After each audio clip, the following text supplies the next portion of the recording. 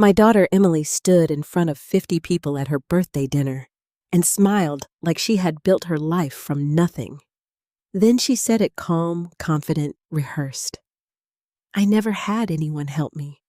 Everything I have, I earned on my own. And just like that, I became invisible. I sat there, hands folded over a folder thick with receipts, bank statements, and years of quiet sacrifice.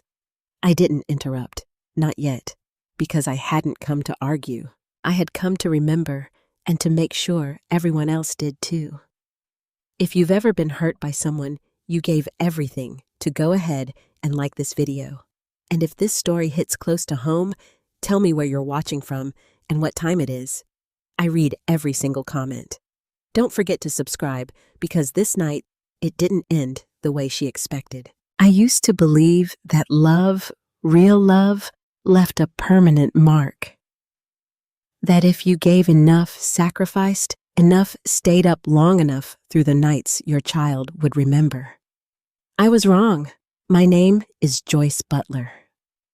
I'm 62 years old, and for most of my life, I've been a nurse in Chicago. Not the kind with a spotless schedule and long vacations. I worked night shifts, double shifts, holidays, birthdays, weekends. The hours nobody wanted. Because I had a daughter, Emily Carter. I still remember the day I left her father, Daniel Carter. Emily was just 5, too young to understand why her parents suddenly slept in different houses, too young to know what silence at the dinner table meant. Daniel wasn't abusive, not physically, but he was absent in every way that mattered. He believed providing money was enough. I believed being present mattered more, so I left. And I took Emily with me.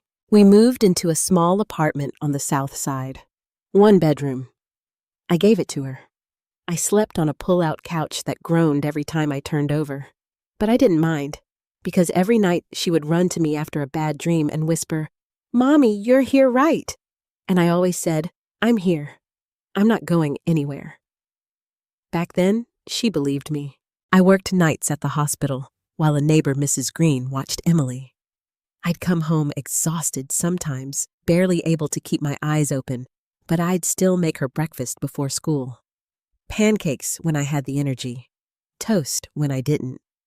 She never complained. She used to sit at the kitchen table swinging her little legs telling me about her dreams. "I'm gonna be successful one day, Mom," she'd say. And I'd smile, brushing her hair back. I know you will. What I didn't tell her was how scared I was. Every bill felt like a countdown. Rent, groceries, school supplies. I learned how to stretch $1 until it practically begged for mercy. But Emily never saw that. I made sure of it. Birthdays were always special, even if I had to pick up extra shifts just to afford a cake and a small gift. I remember one year she wanted a bicycle. A pink one with white ribbons. I worked 14 days straight for that bike. 14. When I gave it to her, she cried. Not because she was sad, because she was overwhelmed. "You did this for me?" she asked. "Of course I did," I said. "You're my girl." She hugged me so tight that day I thought my heart would burst. That was the Emily I remembered. That was the girl who used to leave little notes on the fridge. "I love you, Mom. It'll make you proud. You're the best mom ever." I kept every single one of those notes. Still do. But things started to change when she turned 13. It wasn't sudden. Not at first. It was small things. She stopped talking as much, started spending more time in her room. Her tone shifted just slightly, like she was testing a new version of herself. "Do you have to wear that to school, drop off?" she asked me once. I looked down at my scrubs. "These are my work clothes," I said. She shrugged. "Yeah, I know." But her expression told me something else. Embarrassment. I told myself it was just a phase. Teenagers go through that. They pull away. They become self-conscious. I gave her space, maybe too much. High school made it worse.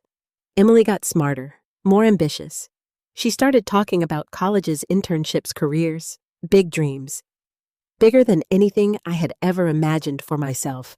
And I was proud, so proud. But somewhere along the way, I stopped being part of her story. She made new friends, kids from families that looked different from ours. Big houses, new cars, parents with titles I couldn't even pronounce, lawyers, executives, entrepreneurs. And me, I was just a nurse. I remember the first time she asked me not to come to a school event. "It's not a big deal, Mom," she said. "You don't have to be there." "I want to be there," I told her. She hesitated. Then she said something that stuck with me. "I just don't want things to be awkward." Awkward. That word echoed in my head for days. But I didn't argue, because I thought if I pushed too hard, I might lose her. So I stepped back. Again and again. Each time telling myself it was temporary. Each time believing she'd come back to me. But she didn't. By the time she graduated high school, Emily had become someone I barely recognized. Still brilliant, still driven, but distant. Careful. Like she was editing herself, depending on who was watching. At her graduation, I sat in the crowd, surrounded by parents cheering, crying, celebrating. When her name was called, I stood up, clapping louder than anyone. "Emily Carter," they announced. She walked across the stage, confident, composed. For a moment, she looked into the crowd. Our eyes met. And for a second, just 1 second, I saw my little girl again. Then she looked away. Like I wasn't there. That was the first time I felt it. Not just distance, but erasure. And I didn't know it then, but that was only the beginning. Because the girl who once said, "I'll make you proud," was slowly becoming someone who needed me to disappear in order to feel successful. And I was still too blind, too hopeful, to see where it was all leading.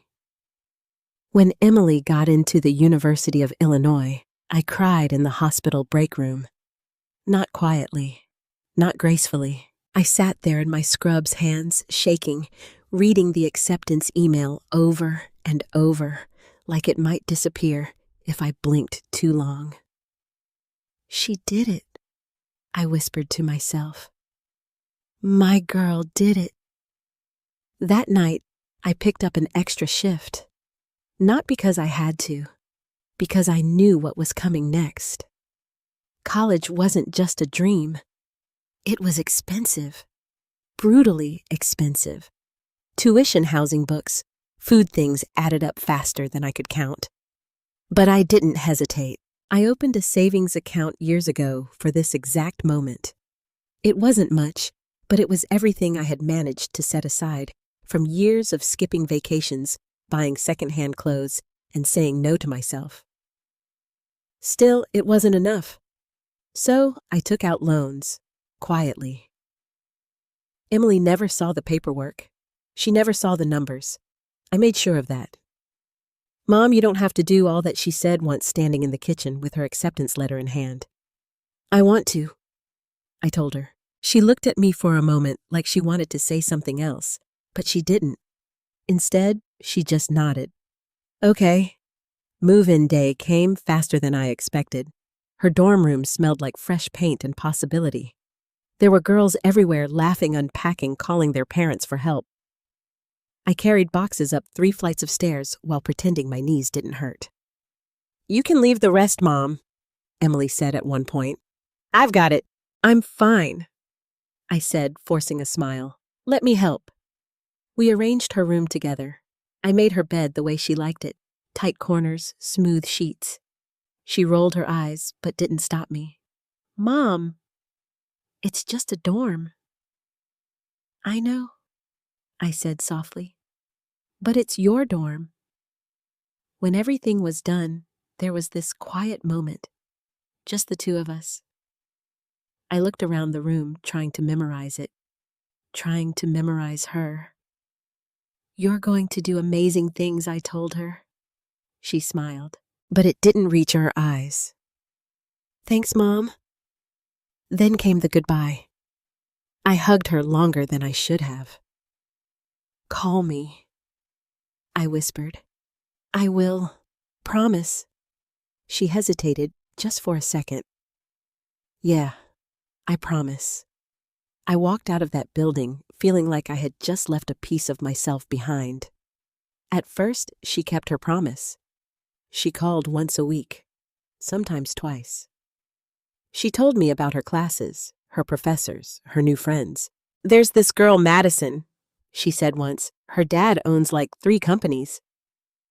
"Oh," I said. "That's nice. And another one, Chloe. Her parents bought her a car just for college." I laughed lightly. Well, that must be convenient, but inside, I felt something tighten. A quiet, uncomfortable awareness. Her world was changing, and I wasn't part of it. Still, I kept showing up in the only way I knew how. Every month, I sent money, not a lot, just enough to make sure she didn't have to worry.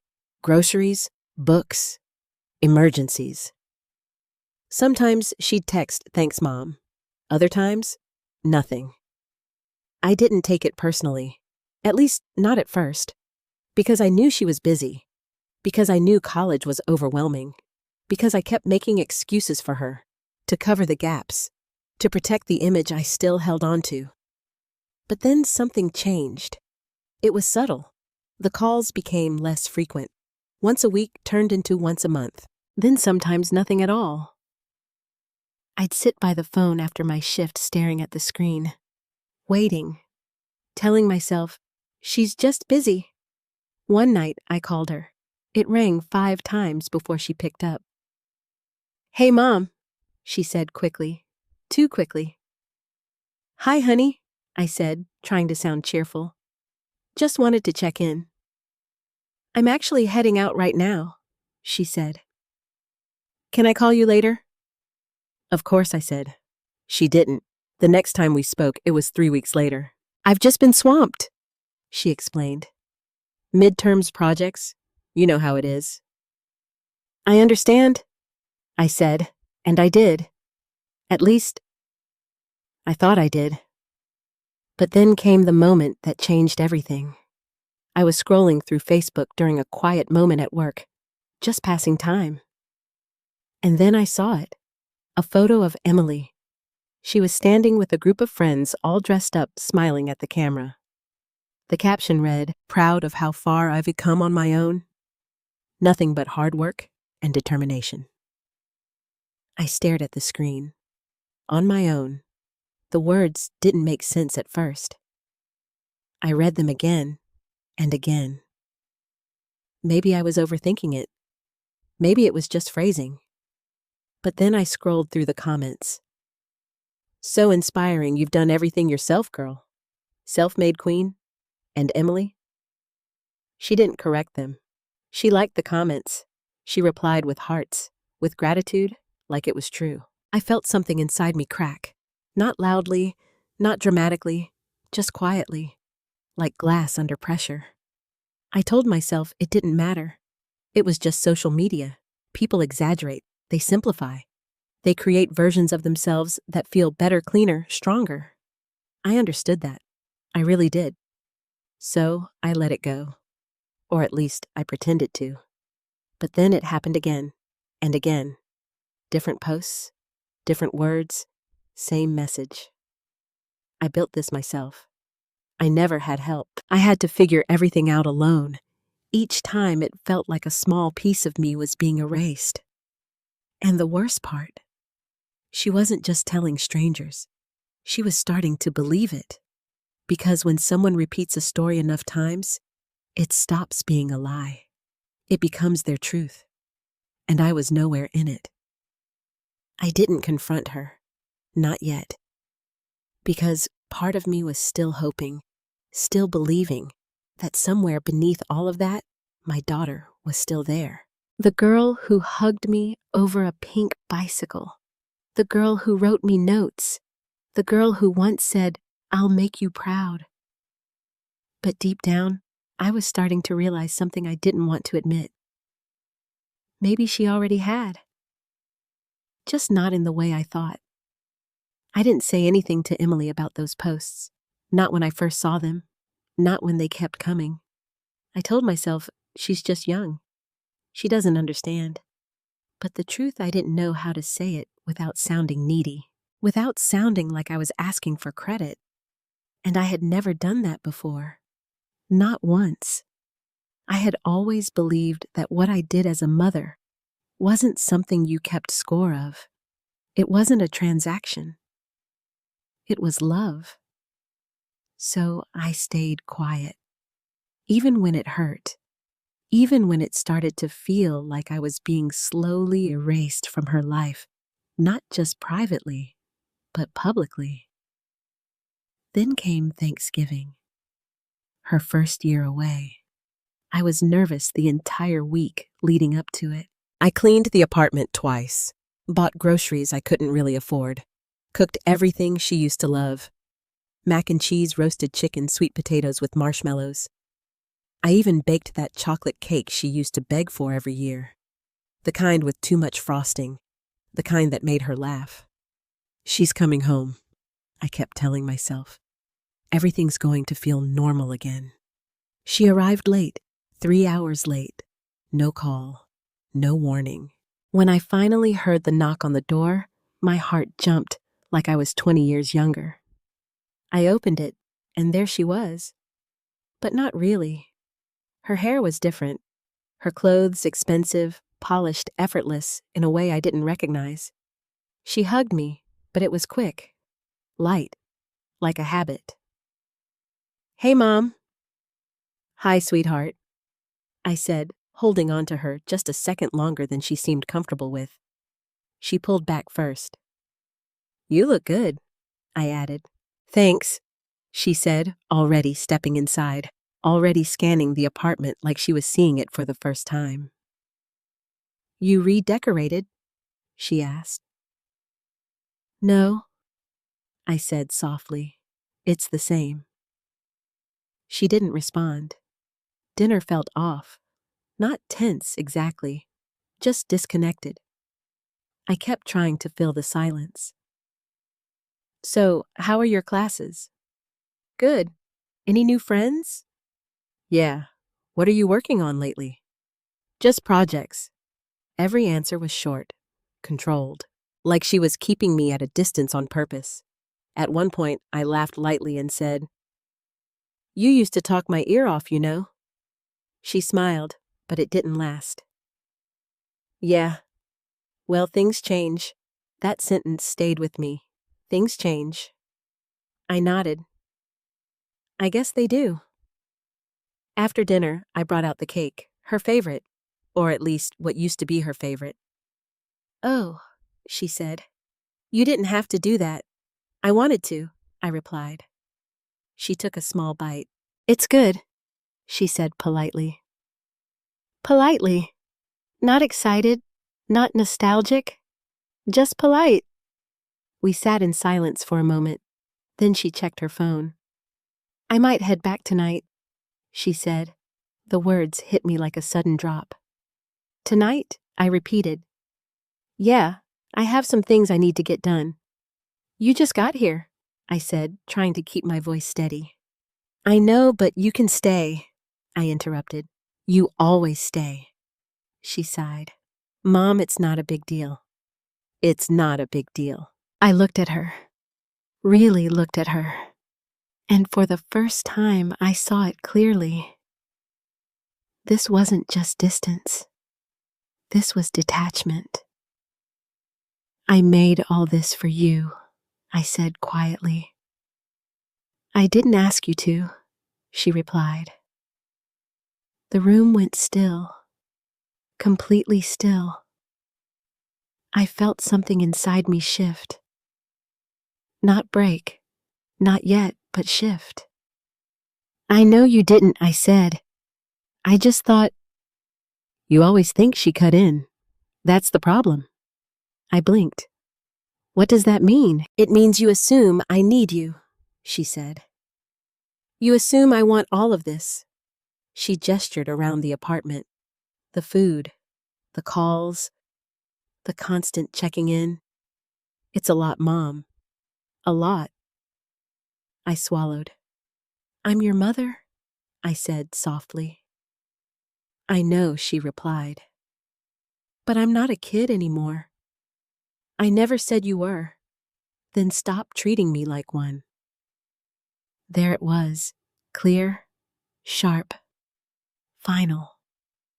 I nodded slowly. Okay, I said. We sat there in silence again, but this time it felt different, heavier, like something important had just been said and couldn't be taken back. She left an hour later.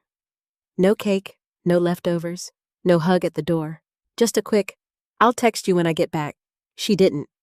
I stood in the doorway long after she was gone, the hallway empty, the apartment quiet, too quiet.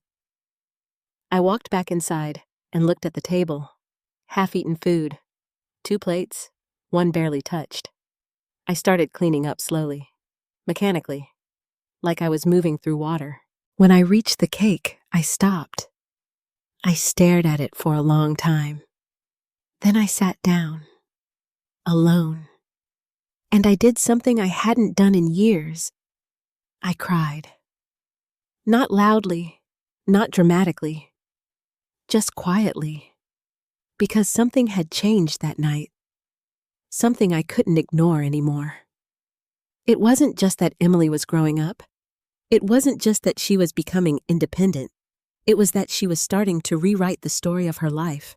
And I was no longer part of it, not even in the background. And for the first time, I didn't know if staying silent was protecting her or slowly destroying me. After that Thanksgiving, I stopped calling as much. Not completely. I still texted sometimes. Hope you're doing okay. Don't forget to eat. Love you. Simple things, safe things. She replied less and less. Sometimes just sometimes nothing at all. At first, I told myself I was respecting her boundaries, giving her space, being the kind of mother she seemed to want now. But the silence, it started to feel heavy, like I had stepped out of her life and she hadn't even noticed. Weeks passed, then months. Christmas came and went. She didn't come home. I'm going to stay here with friends, she texted. I stared at that message for a long time. Then I replied, Of course. Have a good time, sweetheart. I didn't tell her I had already bought gifts, wrapped them, placed them under a small tree in the corner of the living room. I didn't tell her I had taken 2 days off work for the first time in years, just to be with her. I didn't tell her I spent Christmas morning alone, because what would be the point? She had made her choice, and I was learning slowly, painfully to accept it. But something inside me had started to change. Not anger, not yet. Something quieter, something more deliberate. I started noticing things I had ignored before, patterns, details, little inconsistencies, like how she talked about struggling financially but always seemed to have new clothes, how she mentioned figuring everything out on her own, but her rent was always paid on time, because I was paying it, every month, without fail. I checked my bank statements one evening, line by line, tuition payments, housing fees, monthly transfers, emergency deposits. I sat there at my kitchen table staring at the numbers, and for the first time, I didn't feel proud. I felt invisible, like I was funding a life I wasn't allowed to be part of. That night, I opened my laptop, not to check Facebook, not to scroll, but to look, really look, at everything. I searched her name, Emily Carter. Her profiles came up immediately. LinkedIn, Instagram, Twitter, Facebook. I clicked through them one by one. At first, it looked normal. Photos with friends, smiles, events, success. But then I started reading more carefully. Captions, comments, descriptions. And there it was again. That same narrative. I built everything from nothing. No support, just determination. Had to learn the hard way because no one was there to guide me. No one was there. I felt my chest tighten. I scrolled further. There was a post from a few weeks ago. A long one. A story. Her story. I grew up having to take care of myself, she wrote. No one showed me how to succeed. I had to figure it out alone. Alone. The word hit harder this time, because it wasn't just implied anymore. It was stated, clearly, confidently, like fact. I leaned back in my chair, my hands cold. Is that really how you see it? I whispered. I wanted to be angry. I wanted to slam the laptop shut and call her and demand an explanation. But I didn't, because something deeper was happening. Something quieter. I was starting to understand. Not just what she was saying, but why. Emily wasn't just telling a story. She was building an identity, a version of herself that felt stronger, more impressive, more independent. And in that version, there was no room for me, because acknowledging me would mean acknowledging help. And acknowledging help would weaken the story she was trying to tell the world.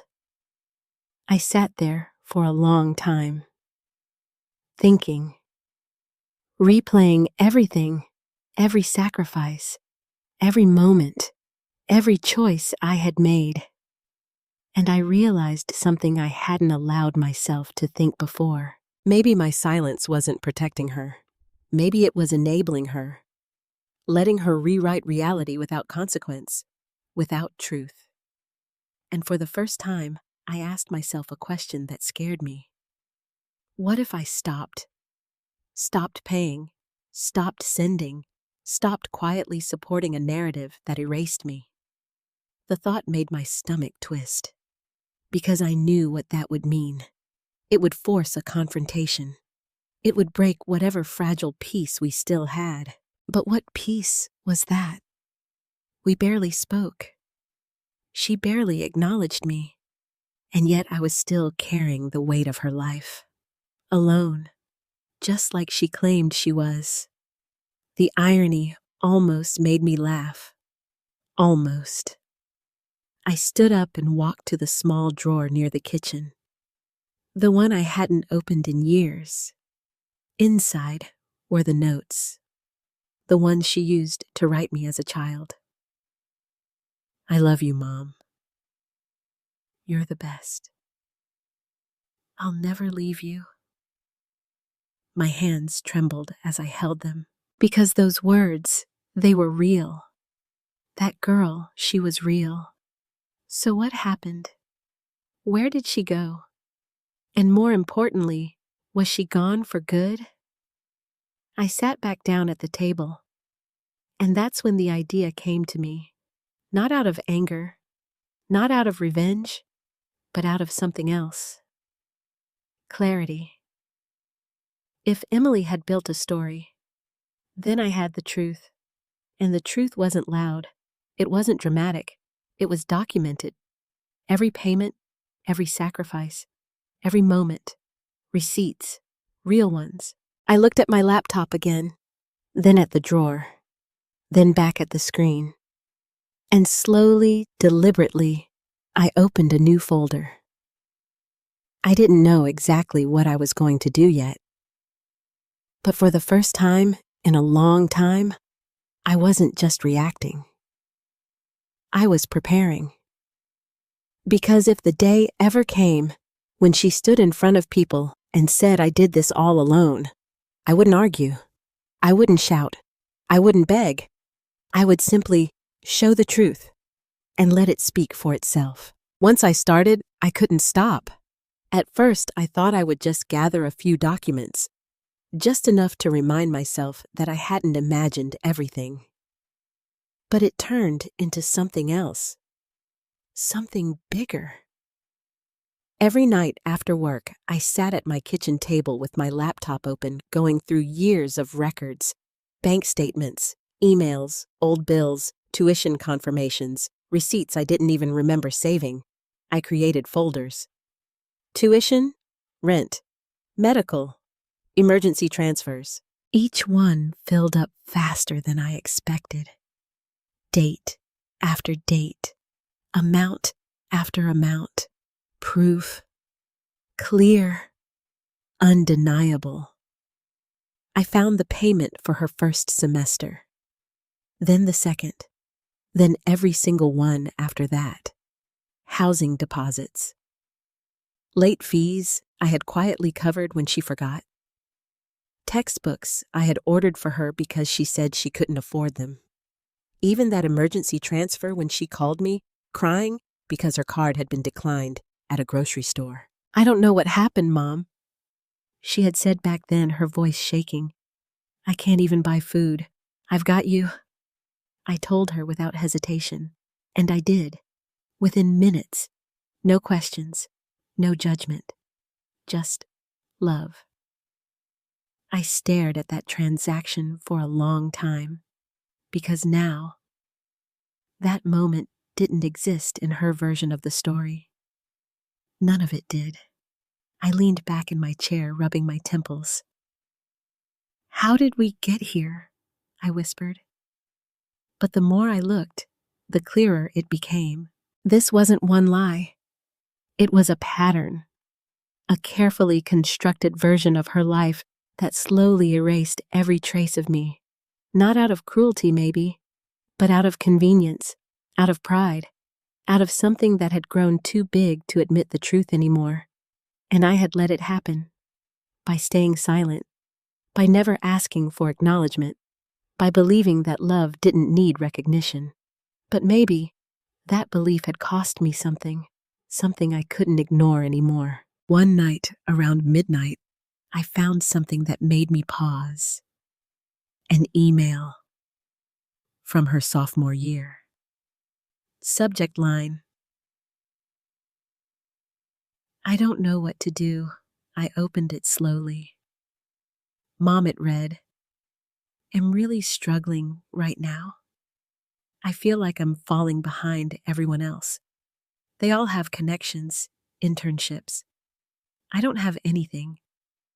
I don't even know where to start." I kept reading. I know I act like I have everything under control, but I don't. I feel lost. I just didn't want you to worry. My chest tightened because I remembered that moment. We had talked for hours that night. I had stayed up with her, guiding her through applications, helping her rewrite her resume, encouraging her when she felt like giving up. "You're not behind," I told her back then. "You're just on your own path." And she believed me. She trusted me. She needed me. At least she used to. I closed the email slowly. And for the first time in weeks, I felt something different. Not anger. Not even sadness. Understanding. Because this didn't start with arrogance. It started with insecurity. With a girl who felt like she didn't belong. Who looked around at wealthier classmates, more connected families, and thought, "I have to prove myself." And somewhere along the way, that need to prove herself turned into rewriting her story, cutting out anything that made her feel less than, including me. I exhaled slowly. "That's what this is," I said to myself. Not hatred, not rejection, a defense mechanism. But that didn't make it right, and it didn't make it hurt any less. I looked at the folders again, at the hundreds of entries, at the years of quiet sacrifice, and I realized something important. I wasn't gathering this to attack her. I wasn't doing this to humiliate her. I was doing this because the truth deserved to exist, even if it was uncomfortable, even if it broke something. The next morning, I did something I hadn't done in a long time. I called someone. My sister. Linda, I said when she answered. Joyce. Everything okay? She asked immediately. I hesitated, because I hadn't told anyone about this. Not the posts. Not the distance. Not the pain.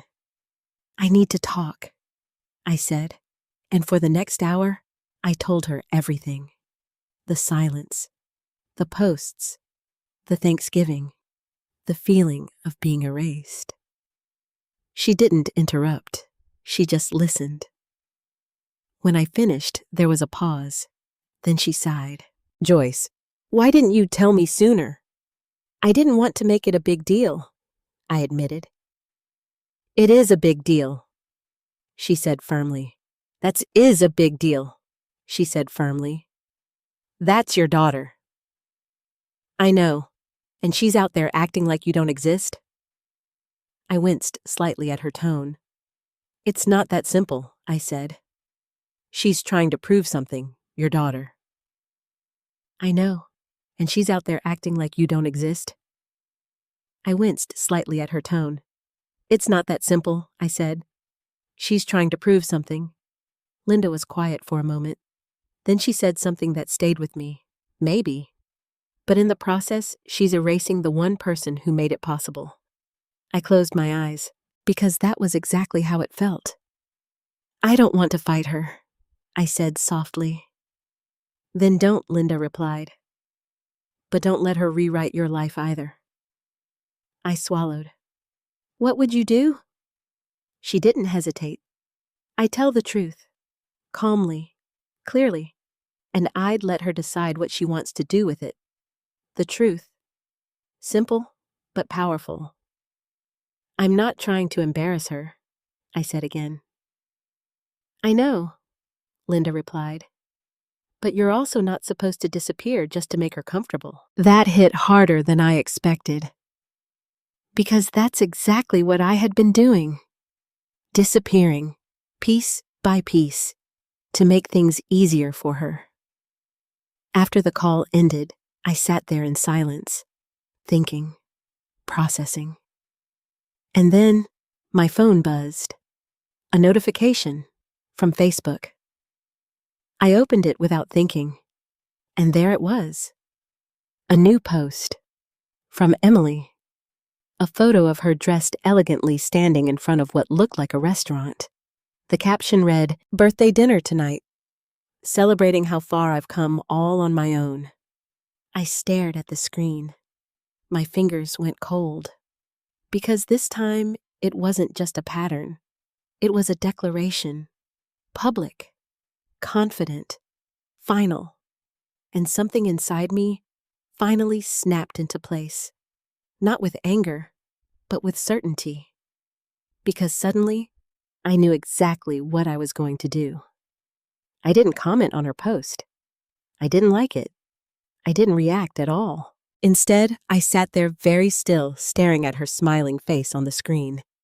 Elegant dress, perfect lighting, confident posture. She looked successful, untouchable. And beneath it, dozens of comments. So proud of you. You did it all yourself. Inspiration. I felt something shift inside me. Not jealousy, not anger. Something colder. Something clearer. Because for the first time, I saw exactly what I was up against. Not just my daughter, but a story the world had already accepted. And I had stayed silent long enough for that story to become truth. I closed the app. Then I opened my laptop. The folders were still there, organized, ready, waiting. I clicked into one of them. Rent, line after line, month after month. Proof that contradicted everything she was telling people. I hovered my hand over the trackpad. This is it, I whispered. But then I stopped. Because I knew something important. This wasn't about posting online. It wasn't about arguing in comments. That would only turn into noise. drama, embarrassment, and no one would really listen. No, if I was going to do this, it had to be different. It had to be undeniable, quiet, but impossible to ignore. I leaned back and thought about her caption again. Birthday dinner tonight. That was it. That was the moment. Public enough, personal enough. A place where truth couldn't be dismissed as just online drama. I checked the location tag on her post. A restaurant downtown. One of those upscale places she used to tell me she could never afford. I let out a slow breath. Of course, I murmured. Of course she could afford it, because I had been making sure she could afford everything else. My chest tightened, but I didn't let myself spiral. Not this time. I opened a new document, and I started making a list. Not emotional, not dramatic, just facts, dates, amounts, descriptions, tuition. Fall semester, $8,450. Rent, January, $1,200. Emergency transfer groceries, $350. Medical bill, urgent care, $620. Line after line, year after year. I didn't exaggerate. I didn't add anything unnecessary, just truth. By the time I finished, the document was several pages long, and it wasn't even everything, just enough. I printed it, then I printed the supporting receipts. Carefully, organized, clipped together, each one corresponding to the list. My hands were steady. That surprised me, because I thought I would be shaking. I thought I would be crying, but I wasn't. I felt calm, like I had already made the decision days ago, and this was just the execution. The next step, the necessary one. I placed everything into a simple folder. Nothing fancy, no labels, just a plain manila folder. Then I set it on the kitchen table and stared at it. This isn't revenge, I said out loud. This is truth. But even as I said it, a small voice inside me asked something harder. What if this breaks her? I swallowed. Because I knew it might, and that scared me more than anything else. I didn't want to hurt her, no matter how much she had hurt me. But then another thought followed. What if she never stops, if no one ever shows her? That one stayed, because I wasn't just protecting myself anymore. I was protecting something bigger. Reality, accountability. The kind of truth that, if ignored too long, turns into something dangerous. I walked over to the drawer again, the one with her childhood notes. I pulled one out at random. I love you, Mom. You always help me. My chest tightened, because that girl, she knew the truth. She lived it. She felt it. So this version of her now, the one rewriting everything, maybe she needed to be reminded, not punished. Reminded. I folded the note carefully and slipped it into the folder, right on top of everything else, because that mattered too. Not just the receipts, but the love behind them. That night, I didn't sleep much. I kept replaying possible outcomes. She gets angry. She storms out. She denies everything. She cries. She shuts down. Or worse, she looks at me like I'm a stranger. Morning came too quickly. I got ready slowly, deliberately, like I was preparing for something important, because I was. I chose a simple outfit, nothing flashy, nothing that would draw attention. This wasn't about appearances. This was about presence. I picked up the folder, held it for a moment, then grabbed my keys. The drive downtown felt longer than usual. Every red light gave me more time to think, more time to doubt, more time to turn around. But I didn't, because something inside me had settled. A quiet resolve, the kind that doesn't shout, but doesn't back down either. When I arrived, I parked across the street. I sat in the car for a few minutes, watching people walk in and out of the restaurant, laughing, talking, living their lives. Normal. Simple. I wondered if I would ever have that again with her, or if tonight would change everything. Finally, I stepped out of the car. The air felt heavier, or maybe that was just me. I walked toward the entrance slowly, each step deliberate, each breath measured. As I reached the door, I caught my reflection in the glass. For a second, I didn't recognize myself. Not because I looked different, but because I felt different. Stronger, clearer. Like I wasn't hiding anymore. I pushed the door open. The sound of conversation and soft music filled the space. Warm lighting, elegant tables. And then I saw her, across the room, sitting at a large table, surrounded by friends, laughing, smiling, telling a story with her hands. And for a moment, time stopped. Because she looked happy, truly happy. And a part of me, a small, stubborn part, almost turned around, almost walked away. Let her have this night. Let the story continue. But then I remembered her words, all on my own. And something inside me steadied again. I walked forward, one step at a time, toward the table, toward my daughter, toward the truth. I stopped just a few feet from the table. No one noticed me at first. They were too busy laughing, glasses clinking, someone telling a story. Emily leaned back in her chair, smiling wide, soaking in the attention. And for a second, I just watched her, because this was the version of her the world saw. Confident, independent, unshakable. But I knew something they didn't. I knew the nights she cried, the calls she made when she didn't know what to do, the quiet moments where she wasn't strong at all. And I wondered if she remembered those moments too, or if she had buried them so deep she convinced herself they never happened. I took one more step forward. Emily. My voice wasn't loud, but it cut through everything. The laughter stopped, heads turned. And then she saw me. Her smile froze instantly. Not disappeared, not softened. Frozen. Like her body didn't know how to react yet.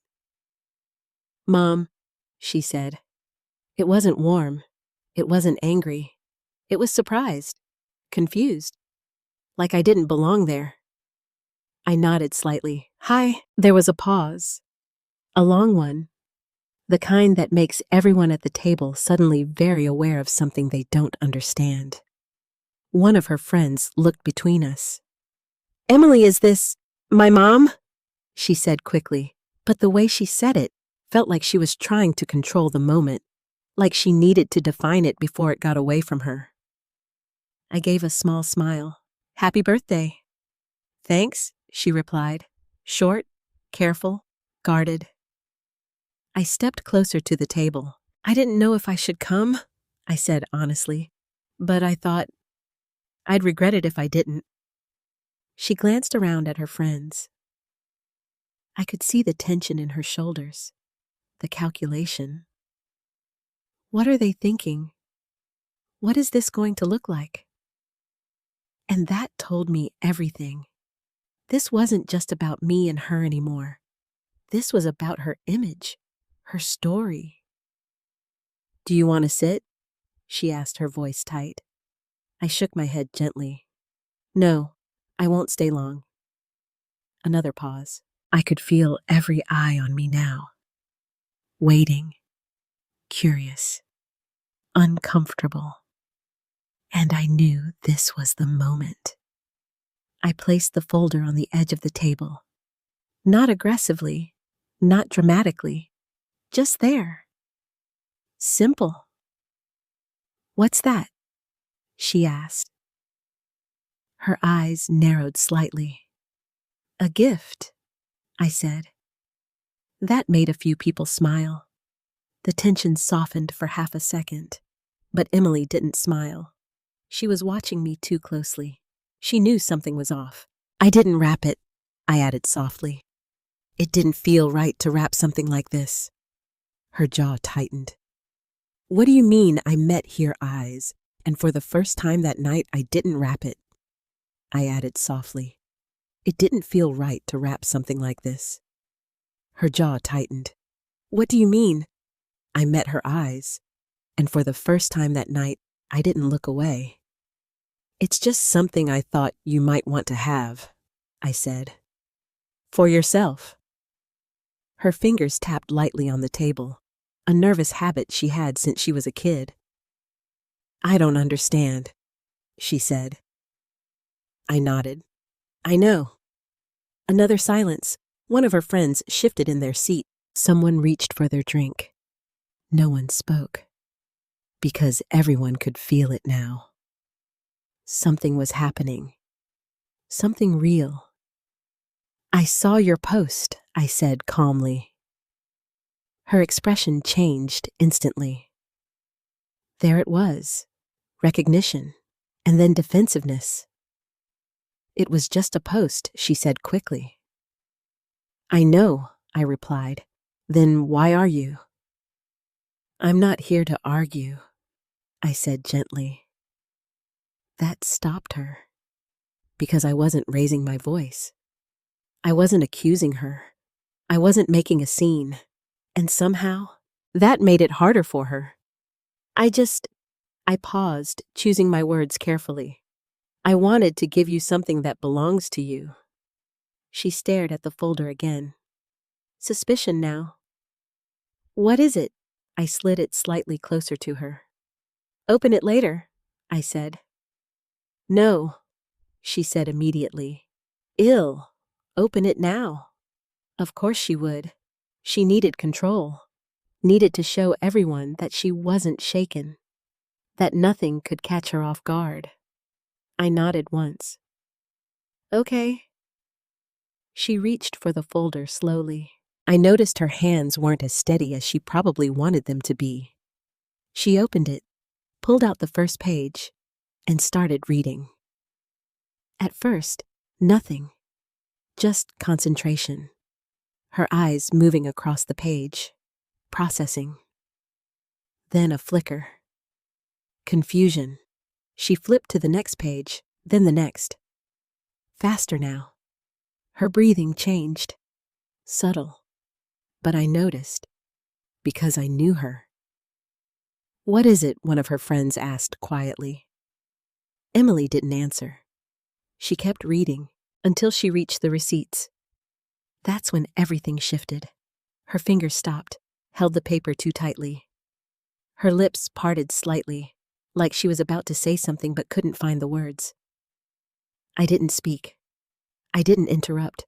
I just stood there, letting the truth do what it needed to do. Emily, another voice said. What is that? She swallowed, hard. It's nothing, she said quickly. But it didn't sound convincing, not even to herself. I tilted my head slightly. It's not nothing, I said quietly. Her eyes snapped up to mine. There it was. Panic. Not anger, not yet. Panic. Mom, she started. I'm not here to embarrass you, I said. And I meant it, every word. But I am here because I heard something that didn't sound like the truth. Her face flushed. People around the table shifted again, the atmosphere tightening. What are you doing? She whispered. That question. It hurt, because it wasn't, why are you here? It wasn't, what is this? It was, what are you doing to me? And I realized, in her mind, I was the problem. Not the lie, not the story. Me. I'm giving you your story back, I said softly. She stared at me, like she didn't understand, or maybe like she understood too well. You said you did everything on your own, I continued. And maybe, in some ways, you feel like you did. I did, she said quickly. The first edge of anger. I worked hard. I built my career. I know you did, I interrupted gently. And that surprised her. Because I wasn't denying her effort. I wasn't taking anything away from her. I'm proud of you. I worked hard. I built my career. I know you did. I interrupted gently. And that surprised her. Because I wasn't denying her effort. I wasn't taking and denying her effort. I wasn't taking an I thing away from her. I'm proud of you, I said, and I meant that too. But then I glanced at the papers in her hands. And though she don't take anything away from that, I thing away from her. I'm proud of you, I said, and I meant that too. But then I glanced at the papers in her hands. And those don't take anything away from that. She looked down again. Her grip tightened. Then why bring them? She asked. There it was, the real question. I took a breath. Because this part mattered, because you erased me. I said quietly. Silence. Complete. Heavy. No one moved. No one spoke. Even the music in the restaurant seemed distant now. I don't need recognition from the world, I continued. I never did. My voice stayed steady, even though my chest felt tight. But I need my daughter to remember the truth. Her eyes filled with something, not tears, not yet, but something close. You think I don't remember? She said. I held her gaze. I think you rewrote it, that hit. I saw it land, deep, because it wasn't an accusation. It was an observation. And somehow, that made it harder to fight. She started, then stopped. Because the papers in her hands were saying something else, something undeniable. And for the first time that night, Emily didn't have a response. No one at the table moved. It felt like the entire restaurant had faded away, leaving just us. Emily stared down at the papers again, then back at me, then down again, like she was trying to find a version of reality that still made sense. You're doing this here, she whispered. Her voice was low, tight, controlled, but I could hear the crack underneath it. I'm not doing anything to you, I said softly. I'm standing in the truth. That's not what this is, she snapped. There it was. Anger. Finally, her friend across from her shifted uncomfortably. Emily, maybe we should… No, she said quickly, not taking her eyes off me. She came here. She can say whatever she needs to say. That wasn't confidence. That was defense. A performance. Because she wasn't going to let anyone think she was losing control. I nodded slightly. I don't need to say much, I replied. You're holding it. She let out a short, humorless laugh. This she lifted the papers slightly. This is just money. That word, it, stung more than I expected. Just money. I swallowed. Is that what you think it was? She leaned forward. Yes, she said. That's what parents do. They help. That doesn't mean I didn't build my life. I never said it did, I answered calmly. Then what is your point? She demanded. Her voice was louder now. People at nearby tables started glancing over. The moment was growing, expanding, becoming something neither of us could fully control anymore. My point, I said carefully, is that you told the world I was never there. I said you didn't help. She shot back. The distinction, small, but deliberate. I nodded slowly. And that's not the same thing? She hesitated, just for a second. Then she pushed through it. No, emotional support is different than financial stuff. I let that sit, because now, we were getting somewhere real. So, this was just financial, I asked. She looked at the papers again, then back at me. Yes. I took a small breath. Do you remember the night you called me at 2 a.m. crying because you thought you were going to get evicted? Her expression flickered. Just slightly.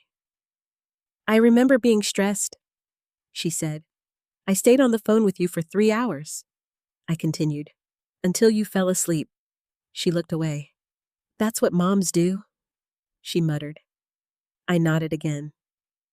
You're right, I said. And that seemed to throw her off. Because I wasn't arguing. I wasn't pushing. I was agreeing. But then I added, but that's not what you told people. Her jaw tightened. I didn't think I needed to list every single thing you ever did, she said. No, I replied quietly. But you chose to say I did nothing. Silence again. Heavy, uncomfortable, truth-filled. One of her friends cleared her throat. Maybe this is something you two should talk about privately. Emily raised a hand slightly. No, it's fine. But it wasn't fine. Everyone could see that. Her fingers tightened around the papers again. I didn't lie, she said. There it was, the line she was holding on to. The one she needed to be true. I tilted my head slightly. You didn't tell the truth either. That landed differently, less aggressive, more undeniable. Her eyes flickered again. Because somewhere inside her, she knew. I worked hard, she said again, but softer this time. I know, I repeated. And I didn't want people to think I had it easy. That was new. That was honest. And I felt something shift. Not victory. Understanding. So, you erased me, I said gently, so your story would feel stronger. She flinched. Actually flinched, because I had said it out loud. The thing she hadn't admitted even to herself. I didn't erase you, she said quickly, but her voice didn't have the same certainty anymore. You minimized me, I corrected softly, her eyes filled with frustration now. You don't get it, she said. Then, help me understand. That stopped her, because I wasn't attacking. I was asking. And that required something harder than defending. It required honesty. She looked around the table, at her friends, at the faces watching her, waiting, judging, sympathizing, confused, all of it. And suddenly I saw it. The pressure, the expectation, the image she had built. She started, then stopped. Her voice caught, and for the first time, she didn't look like the woman from the photos. She looked like my daughter again. I didn't want to be the girl who needed help, she said quietly. That hit me harder than anything else she had said. Because that was real. That's not something to be ashamed of, I said. It is where I come from, she replied. I frowned slightly. What do you mean? She hesitated, then sighed. In my field, everyone talks about being self-made. Independent, strong. If you didn't struggle, if you had help, people don't respect you the same way. I listened, really listened, and you thought acknowledging me would make you look weaker. She didn't answer right away, but her silence was enough. My chest tightened. Not with anger, but with something sadder.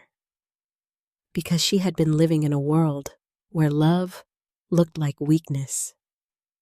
"I never made you weak," I said softly. I know that she replied quickly.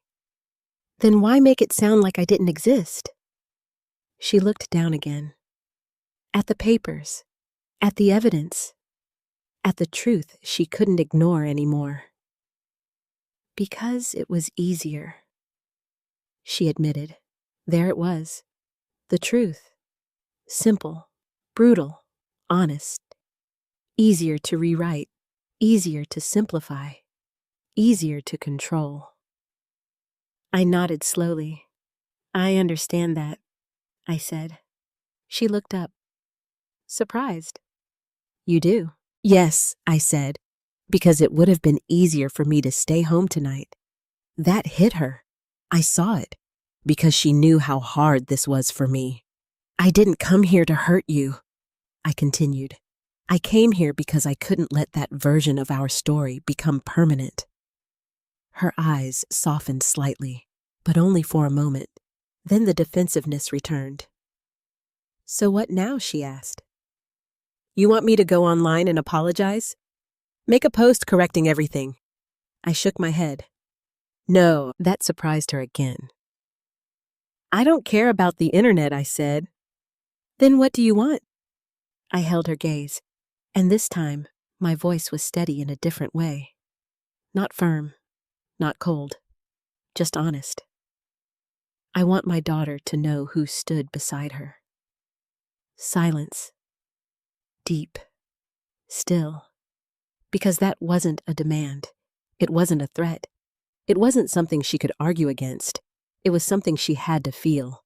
And feeling it was harder than fighting. She looked down again. At the folder. At the note tucked inside. She hadn't seen it yet. Not really. Slowly. She reached for it, pulled it out, unfolded it. And as her eyes moved across the page, everything changed. She unfolded the note slowly, carefully, like it might break in her hands. I recognized that look. It was the same way she used to open report cards when she was little, bracing herself. Her eyes moved across the page, line by line. And as she read, the tension in her shoulders changed. Not disappeared, changed. Because this wasn't a receipt. This wasn't proof. This was something else. Something she wasn't expecting. She didn't speak. Not right away. And no one at the table dared interrupt. I could hear the faint clink of silverware from somewhere far away. A waiter passing by. Life continuing. But not here. Here, everything was paused. Emily swallowed, then read the note again. Slower this time. And when she finally looked up at me, her expression wasn't anger anymore. It was confusion. Deep. Unsettling. "What is this?" she asked quietly. "It's what I couldn't say in a post," I replied. Her brow furrowed. "You wrote this?" "Yes." She looked back down, reading one specific line again. I knew which one, because it had taken me the longest to write. "I never helped you become strong. I just refused to let you fall when you weren't." Her lips parted slightly, but no words came out. "I didn't keep those receipts to prove you owed me," I continued softly. "I kept them because I didn't want to forget how hard those years were for both of us." Her fingers tightened around the paper. "And I didn't bring them tonight to expose you," I added. "I brought them because I realized you had forgotten." Her eyes snapped up again. "I didn't forget," she said quickly, but it wasn't as sharp as before. It sounded unsure. I nodded. "Then why does this surprise you?" She didn't answer. Because it did. That was the truth. The note had caught her off guard. Not because it was dramatic, but because it was honest. And honesty is harder to argue with than anger. I thought she started, then stopped. Her voice faltered. I thought you were trying to make a point, she said. I am, I replied gently, but not the one you think. She stared at me, waiting, so I said it. I'm not here to prove I helped you, I said. I'm here to remind you that you were never alone. Silence. But this time, it wasn't heavy in the same way.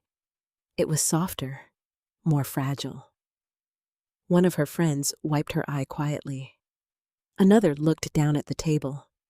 The energy had shifted. Completely. Emily looked back at the papers, then at the note, then at me. Her defenses were cracking, slowly, but undeniably. I didn't think it mattered, she said. There it was, another truth. Small, but powerful. It mattered to me, I said. She nodded faintly. I know that now, but I could hear it. She didn't fully know it. Not yet. She was starting to. But she hadn't reached it. Not completely. And it matters to you too, I said softly. She shook her head slightly. No, it doesn't. It does, I said. Her eyes flickered with frustration again. Why, she asked, why does it matter so much how I tell my story? I held her gaze. Because this was the core of everything. Because the way you tell your story becomes the way you see yourself, I said. She froze, just slightly. And if you erase the people who loved you, I continued, eventually you start to believe you didn't need them. She blinked, slow, processing, and that kind of strength. I paused. It's very lonely, that landed. I saw it. Deep. Because for a second her confident image slipped, and something else showed through. Something tired. Something isolated. I'm not lonely, she said quickly, but her voice didn't convince me, or anyone else at the table. I didn't push. I didn't argue. I just nodded. Okay. Something isolated. I'm not lonely, she said quickly, but her voice didn't convince me, or anyone else at the table. I didn't push. I didn't argue. I just nodded. Okay. That simple response unsettled her more than anything else, because I wasn't trying to win. I wasn't trying to prove her wrong. I was letting her sit with it, and sitting with it was uncomfortable. Her fingers brushed over the note again, reading pieces of it silently. I didn't realize, she said slowly, then stopped. What I asked gently. She hesitated, then finally said it. I didn't realize how much you remembered. I smiled faintly. A mother doesn't forget those things. Her eyes softened. Just a little, but I also don't keep score, I added. She looked up again, then down at the receipts, then back at me. Then why keep these? She asked again. I took a breath. Because this answer mattered. Because I needed something to hold on to when you started letting go. I said quietly. That hit her. Hard. I saw it in her face, in the way her shoulders dropped slightly, in the way her eyes shifted. Because she hadn't thought about that side of it at all. I wasn't letting go, she said softly. You were, I replied. Little by little. Her lips trembled slightly. I just got busy, I know. I had my career, I know. I had my own life, I know. Each time I said it, she deflated a little more. Because I wasn't blaming her. I was understanding her. And that made it harder for her to justify the distance. But you didn't just get busy, I said gently. You started rewriting. Her eyes filled with something now. Not quite tears, but close. I didn't mean to, she whispered. And that was the first time she had said something without defending herself, without pushing back, without trying to win. Just truth. I know you didn't, I said, and I meant it, because I could see it now. She hadn't set out to hurt me. She had just chosen the easier version of the story, the cleaner version, the one that made her feel stronger. But strength built on half-truths always cracks eventually. And tonight, it was cracking, right in front of both of us. I thought if I kept saying it, she admitted quietly, it would feel true. I nodded slowly. That happens. She let out a shaky breath. And now? I asked softly. She looked down at the papers one more time. Then slowly, she closed the folder. Not pushing it away, not rejecting it, just closing it. I don't know, she said honestly. And for the first time that night, that answer felt real. I don't know. Emily's words lingered in the air. Soft, uncertain, honest. And for the first time that night, I didn't feel like I was standing across from her. I felt like I was sitting beside her. The difference was subtle, but everything had changed. I nodded slowly. That's okay, I said. She looked at me surprised. It is? Yes, I replied. Because not knowing means you're finally being honest. She let out a breath she had probably been holding all evening. Her shoulders relaxed just a little. Not completely, but enough. Her friend across the table spoke gently. Emily, that note? Emily glanced at her, then back at me. I didn't expect that, she said quietly. I know, I thought you were going to embarrass me. I shook my head. I never wanted to do that. She gave a small, almost embarrassed smile. Well, the receipts didn't help your case. A few people at the table let out nervous laughs. Even I smiled a little, because she wasn't wrong. I needed something to get your attention. I admitted. That made her nod. Slowly. I guess you did. She looked down at the closed folder again. Her hand rested on top of it, not pushing it away, not opening it either, just holding it there, like she wasn't ready to let it go. I've been telling that story for a long time, she said. Her voice was distant now, reflective. I know. Not opening it either, just holding it there, like she wasn't ready to let it go. I've been telling that story for a long time, she said. Her voice was distant now, reflective. I know. Ice was distant now, reflective. I know. And it felt good, she added. There was no shame in her tone, just truth. Of course it did, I said. It made you feel strong. She looked at me. But now it doesn't feel right anymore. There it was. The shift. The real one. Not defensive, not reactive, internal. And those are the ones that matter. What feels wrong about it? I asked gently. She hesitated, then said something that caught everyone off guard. It feels incomplete. I nodded slowly, because that was exactly it. Not a lie she told on purpose, but a truth she trimmed down until it fit the version she needed. And incomplete stories, I said softly, leave incomplete feelings. She swallowed. I didn't think it would come back like this. It always does, I replied, not harsh, just certain. Because life has a way of circling back to the things we avoid. I just wanted people to see me, she said. You are seen, I answered, but I wanted them to see me as self-made. I leaned back slightly, thinking. choosing my words carefully. There's nothing wrong with being proud of what you built, I said. Then why does this feel like I did something wrong? Because she had, and she knew it, but she needed to say it herself. Because you left something out that mattered, I said gently. She looked down again, at the table, at her hands, at the space between us.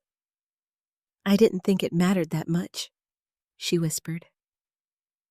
It mattered to me, I said. And now, it matters to you. She closed her eyes for a moment, just a second, then opened them again, clearer. I hurt you, she said. It wasn't a question. It wasn't defensive. It was a realization. Yes, I said. Simple, honest, not dramatic, not exaggerated, just the truth. And somehow, that made it land harder. I didn't mean to, she said quickly. I know, I just didn't think about it. I know. Each time I said that, she seemed to shrink a little. Because understanding doesn't erase impact. It just removes the excuse. I wish you had said something sooner, she said. I smiled faintly. I tried. Her brow furrowed. When I looked at her, really looked at her. All those times I asked how you were doing, and you said busy. She froze. All those holidays you skipped, I continued. All those calls you rushed off of. Her eyes widened slightly. I thought you were just giving me space, she said.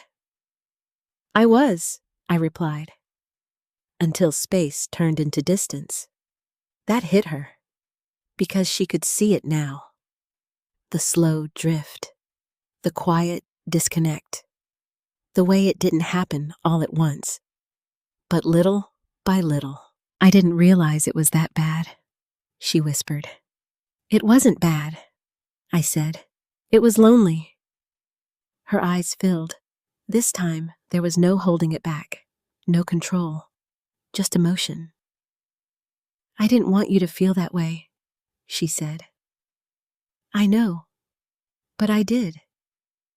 The table was silent again, but now, it wasn't uncomfortable. It was human, real. One of her friends reached over and gently squeezed her hand. Emily didn't pull away. She didn't hide. She just sat in it. I think I owe you an apology, she said slowly. I didn't respond right away, because I wanted to hear it fully, not rushed, not wanted to hear it fully, not rushed, not forced. I'm sorry, she said, and this time, it wasn't performative. It wasn't for the people at the table. It was for me. I'm sorry I made it sound like you didn't matter forced. I'm sorry, she said, and this time, it wasn't performative. It wasn't for the people at the table. It was for me. I'm sorry I made it sound like you didn't matter, she continued. Because you did. You do. My chest tightened. Not with pain, with relief. A quiet kind. The kind you don't realize you've been waiting for. Thank you, I said. That was all. No speech, no lecture, just acceptance. Because that's what she needed. Not punishment, not correction, recognition. I don't know how to fix it, she admitted. I nodded. You don't have to fix everything at once. She looked at me. Then where do I start? I leaned forward slightly. You start by telling the truth, the next time it matters. She considered that, then nodded. I can do that, and I believed her, because this time she wasn't trying to sound strong, she was trying to be real, and that was stronger than anything else. She glanced at the folder one more time. Can I keep this? She asked quietly. I smiled. It's yours. She held it a little tighter. Not like evidence anymore, but like something meaningful. something she didn't want to lose again. And for the first time that night, I felt something I hadn't felt in a long time. Not victory, not justice, peace. The dinner didn't end the way anyone expected. There was no dramatic exit, no shouting, no broken relationships, just a quiet shift. People started talking again, softly at first, then more naturally, like the tension had slowly dissolved into something gentler. Emily stayed seated, still holding that folder. Every now and then she would glance at it, not opening it, just acknowledging it, like it had weight now. Meaning, not accusation, something else. I should probably say something, she murmured after a while. Her friend leaned in. You don't have to rush it. Emily shook her head. I want to. Then she looked at me, not with fear, not with anger, but with intention. That was new. She stood up slowly. The room noticed. Not because she demanded attention, but because something about her had changed. Hey, she said, her voice steady but softer than usual. I just want to say something real quick. Her friends turned toward her. The table quieted. Even the people at nearby tables seemed to sense something. Emily took a breath. Then another. I posted something a while ago, she said, about how I built everything on my own. A few people nodded. They had seen it, liked it, shared it. I believed that, she continued, or I wanted to believe that. She glanced at me, just briefly, then back to the group. But tonight, she said, her voice tightening slightly, I realized I left out part of the story. The silence returned, but it wasn't tense. It was attentive. I didn't do it alone, she said. There it was. Simple, direct, powerful. My mom, she hesitated, then corrected herself. My mother, Joyce Butler. She helped me more than I ever admitted. My chest tightened, hearing my name like that, not in frustration, not in dismissal, but in recognition. She didn't just help me, Emily continued.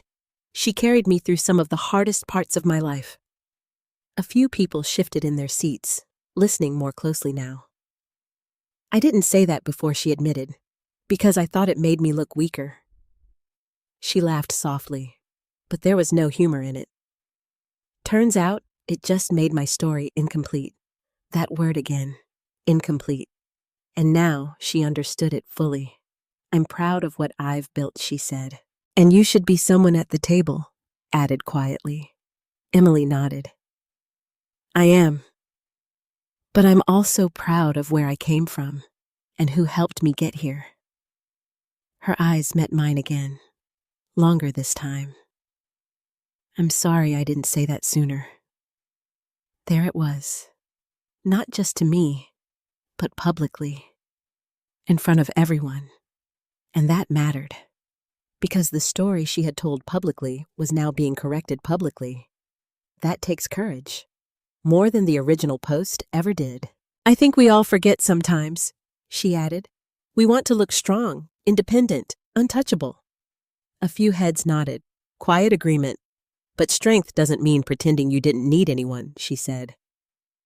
Her voice steadied, grew more confident. It means acknowledging the people who stood by you when things weren't easy. She paused, then smiled faintly. So yeah, that's what I wanted to say.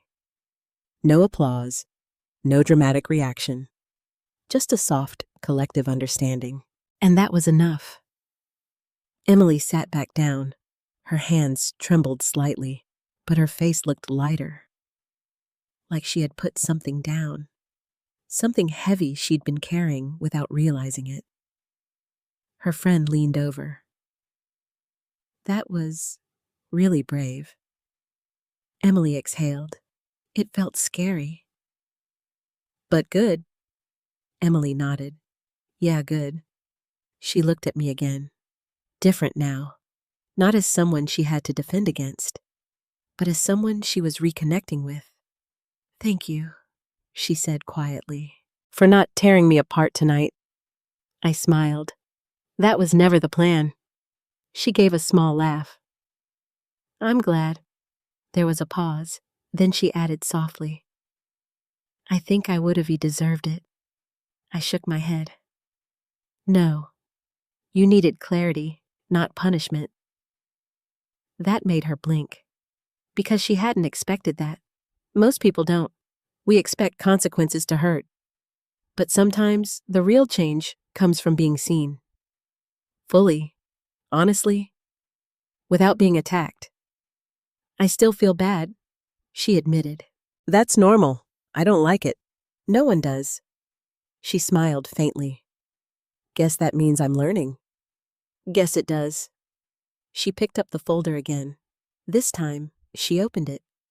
Not to defend, not to argue, but to look. Really look. She flipped through a few pages. Slowly, carefully, taking in details she had never paid attention to before. This one, she said, pointing. You paid for my apartment deposit. Yes, I thought I did that myself. You paid me back later. Her eyes widened slightly. I forgot that. I know. She shook her head, almost laughing at herself. There's so much I forgot. Or chose not to remember? I said gently. She nodded. Yeah, that. But there was no defensiveness now. Just awareness. And this, she continued, flipping another page. My car repair. You were in college. I told people I figured that out on my own. I didn't say anything. I didn't need to. She closed the folder again, more carefully this time. I think I owe you more than just an apology, she said. I tilted my head slightly. What do you mean I need to fix the story? I told, she said. There it was, the next step. Not just admitting the truth in private, but correcting it where it mattered. Publicly. You don't have to rush that, I said. I want to, she replied. I need to. Her voice was steady now, clear. Because this wasn't about me anymore. It was about her integrity, and she felt it. Strongly. I don't want to keep living in a version of my life that isn't fully real, she said. I nodded. That's a good place to start. She smiled. Small, but genuine. And for the first time in a long time, I don't want to keep living in a version of my life that isn't fully real, she said. I nodded. That's a good place to start. She smiled. Small, but genuine. And for the first time in a long time, I saw my daughter again. Not the version she had built for the world, not the strong, untouchable image, but the real one. The one who could admit when she was wrong. The one who could grow. The one who could come back. And maybe, just maybe, this wasn't the end of something. Maybe it was the beginning of something new. The next morning felt unfamiliar. Not in a bad way, just different, quieter, lighter, but also uncertain. Because when something shifts that deeply, you don't immediately know what comes next. I sat at my kitchen table with a cup of coffee I hadn't touched, just staring at my phone, waiting. Not for an apology, not anymore, but for something else, something smaller, more real. A sign. At 9:12 a.m. My phone buzzed. Emily. Just her name on the screen. No long message, no explanation. Just, are you free today? I stared at it for a second longer than I should have, then typed back. I am. 3 dots appeared, disappeared, then came back again. Finally, can I come by? I didn't hesitate this time. Yes. That was all. No overthinking, no emotional buildup, just yes. She arrived about 40 minutes later. No makeup, hair pulled back, dressed simply. Not the polished version of herself she usually showed the world. Just my daughter. And that alone told me this mattered to her. She stood at the door for a moment before knocking, like she was giving herself one last second to breathe. I opened it before she could. She looked up at me, nervous. Hi. Hi. We stood there for a second. Not awkward, just adjusting. Come in, I said. She stepped inside slowly, looking around like she hadn't been there in years, even though it had only been a few months. But emotional distance changes everything. It smells the same, she said quietly. I smiled. That's probably the coffee. She gave a small nod. Yeah. We moved into the kitchen. She sat down at the table. The same table. The one she used to do homework at. The one where we had 1,000 small conversations that never felt important at the time, until they were gone. I didn't sleep much, she admitted.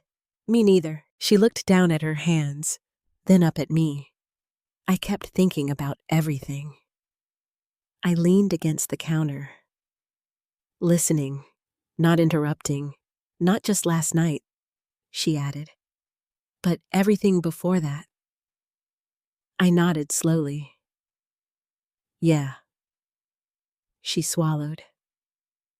I think I've been rewriting my own history for a while. That was a hard thing to admit, even harder to understand. What made you realize that I asked? She hesitated, then said something I didn't expect. It wasn't the receipts. I raised an eyebrow slightly. No.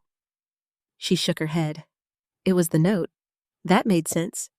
Because facts can prove something, but words can reach places facts can't.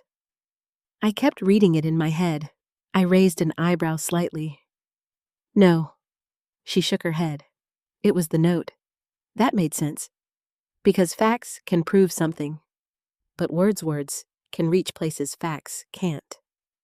I kept reading it in my head, she said. What part? She looked at me. You said, you didn't keep those things to prove anything. You kept them because they mattered. I nodded. I remember. Her voice softened. No one's ever said something like that to me before. That caught me off guard. Really? She shook her head. People talk about success, independence, strength, but not about the things behind it. I thought about that. About how often we celebrate outcomes and ignore the journey. Those things matter, I said. They do. She looked around the kitchen again, taking it in. I think I forgot where I came from, she said. Or maybe I didn't forget. I just pushed it away. Why? She gave a small, almost sad smile. Because it made me feel like I needed help, and that felt like weakness. She nodded. Exactly. I walked over and sat across from her. Needing help doesn't make you weak. I know that now, but you didn't before. And that felt like weakness. She nodded. Exactly. I walked over and sat across from her. Needing help doesn't make you weak. I know that now, but you didn't before. No. She exhaled slowly. I thought if I acknowledged it, people wouldn't take me seriously. I leaned forward slightly. People who only respect you when you pretend to be alone don't actually respect you. That made her pause. Really think. I never thought about it like that. Most people don't. She nodded slowly. I think I was trying to impress the wrong people. That happens. She let out a quiet breath. I posted something this morning. That caught my attention. What did you post? She pulled out her phone, hesitated for a second, then handed it to me. I wasn't sure if it was enough, she said. I took the phone, read it carefully. It wasn't long, but it was honest. clear, direct. She didn't over-explain, didn't make excuses. She simply corrected her story, acknowledged me, acknowledged the truth, and owned her mistake. When I finished reading, I looked up at her. "That's more than enough." "You think so? I know so." She seemed to relax just a little. I was scared to post it. "Why?" She gave a small laugh. "Because now people know I wasn't telling the full truth before." I nodded. "That's part of growth." She studied my face. "Does it bother you that I needed everyone else to see it before I said it properly?" I considered that, honestly. Then shook my head. "No. Really, really." She frowned slightly. "Why not?" "Because sometimes we need to see ourselves clearly before we can speak clearly." That seemed to settle something inside her. "I think I'm starting to see that." We sat in silence for a moment, but it wasn't empty. It was full of understanding. "I don't expect everything to go back to normal," she said after a while. "I don't either." She looked at me. "But I want to try." I smiled softly. "That's enough for me." She nodded, then said something that meant more than anything else that day. "Can we start small?" "Of course. But I want to try." I smiled softly. "That's enough for me." She nodded, then said something that meant more than anything else that day. "Can we start small?" "Of course." She thought for a second. "Maybe lunch next week." I laughed lightly. "Lunch sounds perfect. And maybe a call before that." "I'd like that." She smiled. "A real one. Not practiced, not filtered, just genuine." "I think I missed this," she said. "What part?"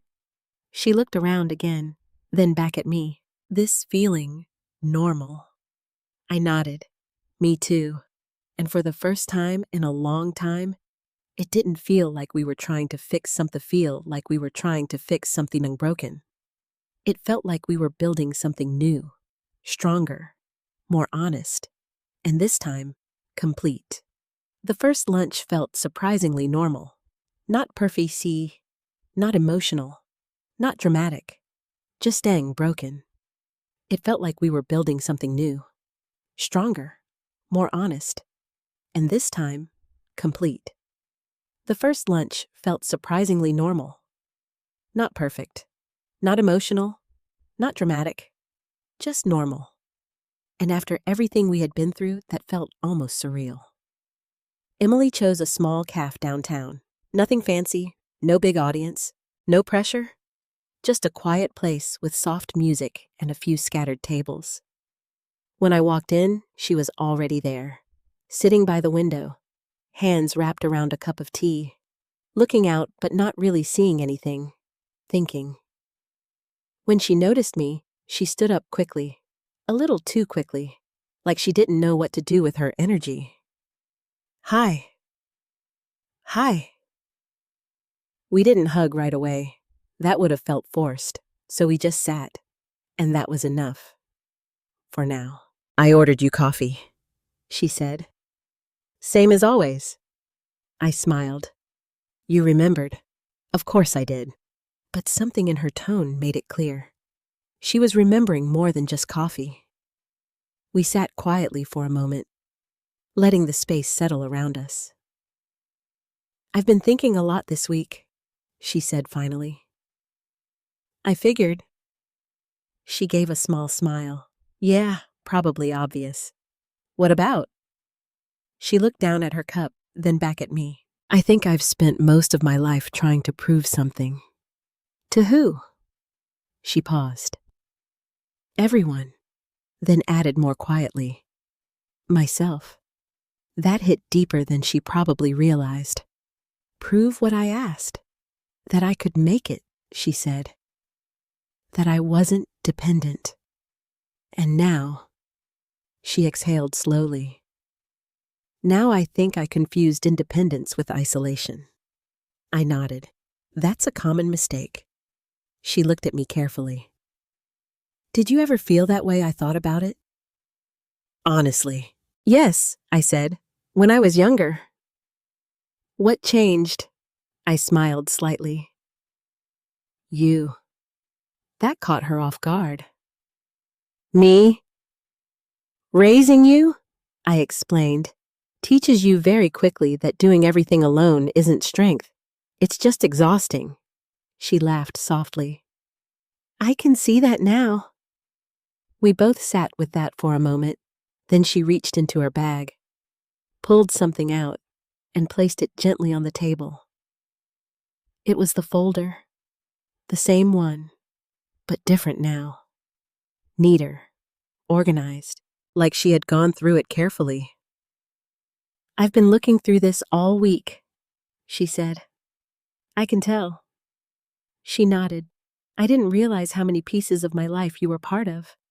I didn't respond. I let her say it. I remembered the big things she continued. College, rent, my first job, but not the small things, I said. She nodded. Not the everyday things, the quiet ones. She flipped the folder open, pointed to a page. You paid for my textbooks one semester when I couldn't afford them? Yes. I told people I figured that out on my own. I stayed quiet, not to make her feel worse, but to let the truth sit. And this, she turned another page. My medical bill when I broke my wrist. You were scared. I was. She swallowed. I told people I handled it myself. I watched her carefully. She wasn't spiraling. She wasn't defensive. She was processing. Slowly, honestly. I think I created a version of myself that felt safer, she said. Safer how? Like no one could ever say I didn't earn what I had. I leaned forward slightly. And now, she looked up at me. Now I realize I don't need to erase you to prove myself. That was it. That was the core of everything. She had finally understood. You never did, I said gently. I know that now. She closed the folder, but this time she didn't push it away. She kept her hand resting on top of it, like she was choosing to hold on to the truth. I've been getting messages, she added, from people who saw your post. She nodded. Some of them were surprised. I'm not shocked. She smiled faintly. Some of them said it made them rethink their own stories. That made me pause. Really? Yeah. She looked at me carefully. I didn't expect that part.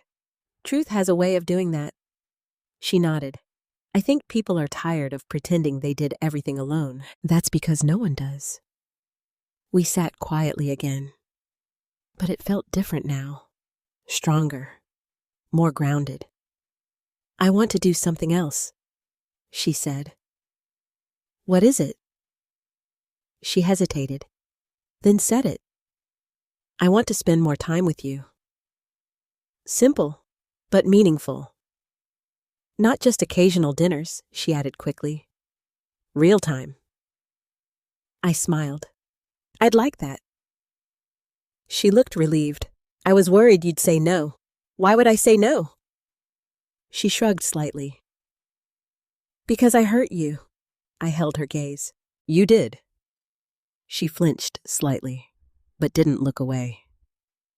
And I needed to see that. I continued. But that doesn't mean I want distance. Her eyes softened. You don't? No. She exhaled slowly. I'm glad. There was a pause. Then she said something that surprised me. I've been thinking about therapy. I blinked. That's a good idea.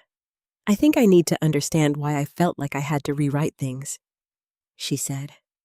That's a strong step. She nodded. I don't want to go back to that version of myself. You won't, I said. How do you know? Because you're aware now. She thought about that, then nodded. I hope so. We finished lunch slowly, talking about smaller things, work, friends, life. Nothing heavy, nothing forced, just conversation. Before we left, she stood up, hesitated for a second, then stepped closer and hugged me. Not awkward, not hesitant, just real. I held her, gently, not too tight, not too long, but enough. Enough to say everything we hadn't said out loud. When we pulled back, she smiled. I miss that. Me too. As we walked out of the cafe, I realized something. This wasn't about fixing the past anymore. It was about building something better moving forward. And for the first time in a long time, I wasn't carrying proof. I wasn't carrying hurt. I was carrying something else. Hope. Quiet. Steady. And finally, shared. A few weeks passed, not dramatically, not with sudden changes, but with something quieter, something steadier. Consistency. Emily called more. Not long conversations. Sometimes just 10 minutes. Sometimes just, hey, I had a rough day. And that alone meant everything. Because for the first time in years, she wasn't performing strength. She was allowing herself to be human. One evening, she came over again, unannounced, but not in the old chaotic way. She texted first. Are you home? I am. Can I stop by? Yes. When she arrived, she wasn't carrying tension. She was carrying a small bag. What's that? I asked. Dinner, she said. I thought I'd cook. I raised an eyebrow. You cooking? Now I'm curious. She laughed. Don't get too excited. It's simple. That's fine with me. We moved into the kitchen together, and for a moment, it felt like stepping back in time, but not exactly the same, because this time, we were both choosing to be there. She unpacked ingredients carefully. Chicken, vegetables, pasta, nothing fancy, but she handled everything with attention, like it mattered. You've been practicing? I asked. A little. For yourself. She hesitated, then smiled. For us. That word, us, it used to feel one-sided. Now it felt shared. We cooked side by side, sometimes talking, sometimes just moving quietly around each other. Comfortable. No pressure to fill every silence. I had my second therapy session, she said casually. That's good. She nodded. I talked about you. I chuckled. I hope that went about you. I chuckled. I hope that went well. It did. She paused, then added more seriously. I realized something. I looked at her. What is it I think I wasn't just re-reading my story to impress people? No, well, it did. She paused, then added more seriously. I realized something. I looked at her. What is it I think I wasn't just rewriting my story to impress people? No. She shook her head. I was protecting myself. From what? She stopped cutting for a moment, then said it plainly. From feeling like I needed someone. That hit deeper than anything she'd said before. Why would that scare you? I asked gently. She exhaled. Because needing someone means they could leave. There it was, the real fear. Not pride, not ego. Fear. I softened. Did I ever make you feel like I would leave? No, she said quickly. Then why? She looked down. Because I saw it happen to other people. Friends. Relationships. I guess I thought if I never depended on anyone, I'd never be hurt like that. I nodded slowly. That makes sense. But it wasn't healthy. She added. No, it wasn't. She resumed cutting. But I'm working on it. I can see that. She smiled faintly. I think I'm finally learning the difference between needing someone and relying on them in a healthy way. That's an important difference. She glanced at me. You've always known that, haven't you? I thought about it. No, I said honestly. I learned it the hard way. She smiled. Guess I'm doing the same. We finished cooking, set the table together, sat down, and just ate. No confrontation, no emotional tension. Just dinner. Simple, but meaningful. Halfway through the meal, she looked at me. I want to say something. I put my fork down. Okay. She took a breath. I'm sorry. Not rushed. Not forced. Clear. Intentional. For what exactly? I asked gently. She didn't hesitate. For erasing you. The words hung in the air. Heavy, but honest. I didn't just forget what you did, she continued. I chose not to see it. And that wasn't fair to you. I nodded slowly. No, I wasn't. She swallowed. I hurt you. I didn't just forget what you did, she continued. I chose not to see it. And that wasn't fair to you. I nodded slowly. No, it wasn't. She swallowed. I hurt you. Yes. I embarrassed you. Yes. She held my gaze. And I'm really sorry. I let that sit. Not to punish her, but because apologies deserve space. Time. Wait. Then I nodded. Thank you. She looked relieved, but still serious. I don't expect everything to be perfect now. It won't be. I know. She took a breath. But I want to do better. You already are. She shook her head slightly. I want to keep doing better. I smiled softly. That's all I need. We finished dinner, cleared the table, washed dishes together like we used to. But this time, there was awareness, appreciation, intention. Before she left, she paused by the door. I've been thinking about something else, she said. What is it? She hesitated. I want to start sharing more honestly online. I raised an eyebrow. That's a big shift. It is. She smiled. But I think it's the right one. I nodded. As long as it's real. It will be. She looked at me carefully. I'm not going to pretend I did everything alone anymore. Good. She smiled. And I'm not going to pretend I don't need people. That's even better. She laughed softly, then stepped forward, hugged me again. This time, it felt different.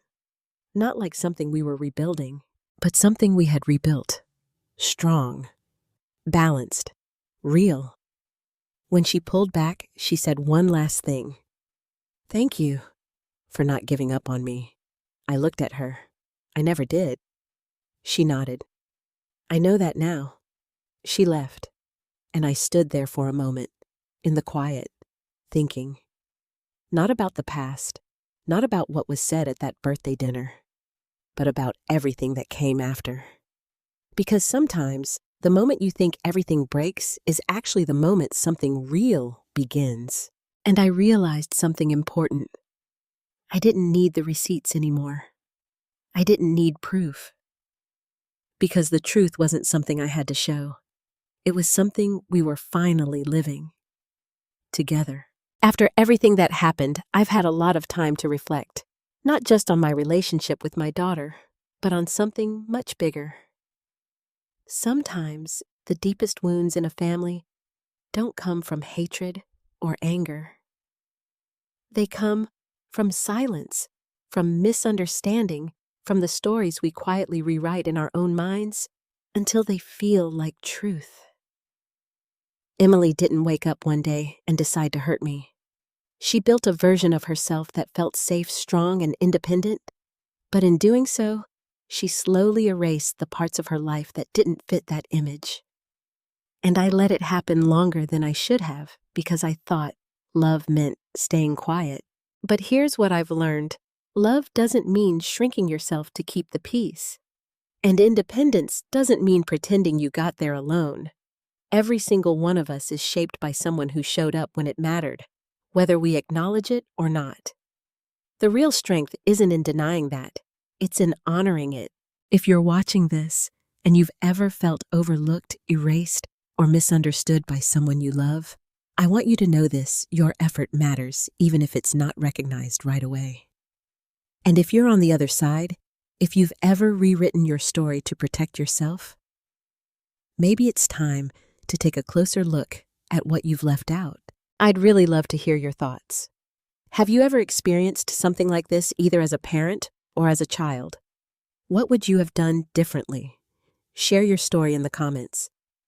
I read more of them than you think. And if this story resonated with you, don't forget to like and subscribe. You never know who might need to hear this next.